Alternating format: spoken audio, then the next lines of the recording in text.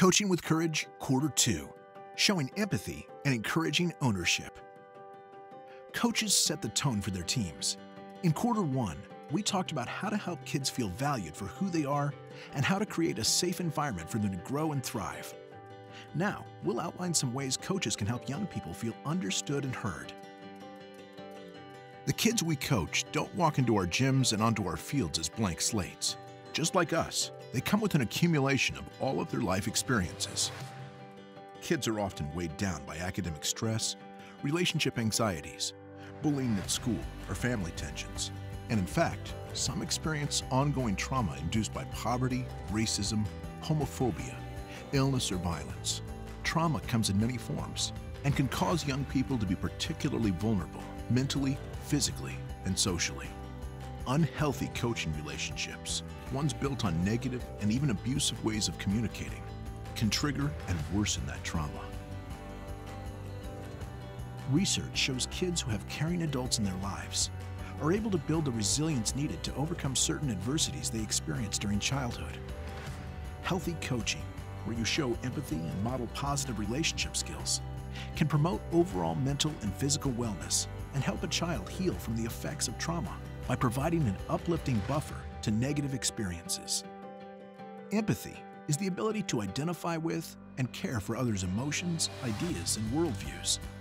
It's something we all want in our relationships, though it can be difficult to do. Empathy is a skill that takes effort, practice, and time. It takes two-way openness and a willingness to engage in deeper interactions.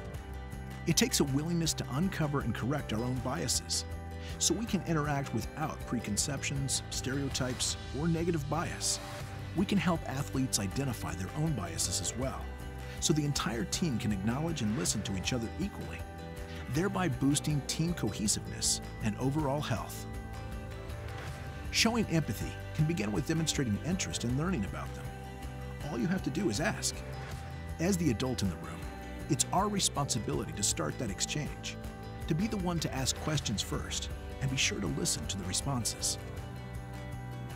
Coaches who consistently show they respect their athletes' individuality and work hard to build trust are ready for our next action: check-ins. The third everyday action you can take is check in with athletes at the start of the training session to see how they are feeling. An easy way to show empathy is to start every practice with a check-in.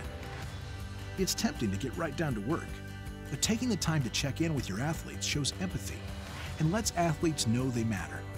Coaches know the real work is to support athletes and be one of a network of caring adults in their lives. Regular check-ins are a proactive way to show that you care and to learn and address deeper issues that might otherwise remain hidden and impact practice or play. Check-ins can be quick. Try asking everyone to tell you how they are doing by giving a thumbs up, thumbs middle, or thumbs down. Remind them that one is not necessarily better than the other. Accept them where they are, and always remind them that you are there to support them. Showing empathy will allow you to strengthen your team relationships, paving the path toward coaching on more involved social-emotional skills.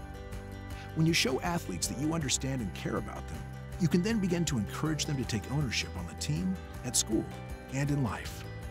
We can give athletes opportunities to practice leadership. We can give them space to take charge of their own learning, write their own stories, and forge their own futures. The fourth everyday action you can take is provide athletes with voice and choice.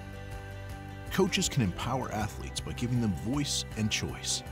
Solicit athlete input with questions and honor answers by listening and taking suggestions. Coaches can foster two-way communication by actively encouraging it. Find opportunities for your athletes to use their voices and make choices in your training sessions. Ask for input, listen to suggestions, then adopt those suggestions when you can. Try using yes and when discussing those suggestions, and giving feedback as a way to foster dialogue. Begin by identifying something positive about the athlete's suggestion or behavior. Yes, then follow with any opportunities to build on or improve on that positive and. This yes and structure can help young people hear feedback as encouraging guidance and mental and physical health, not demoralizing criticism. These practices show empathy and empower athletes.